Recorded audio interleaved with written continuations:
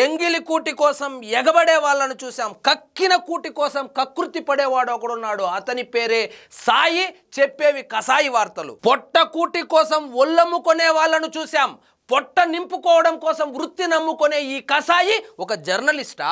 అతను అమ్ముడుపోయాడు, మేము కొనుక్కున్నామని కొనుక్కున్న విజయసాయి రెడ్డి బయటకు వచ్చి చెప్పినా సిగ్గు లేకుండా మళ్ళీ కెమెరా ముందుకు వస్తున్నాడు. వచ్చి బిల్ గేట్స్ లాంటి వాళ్ళ మీద విషం కక్కుతున్నాడు.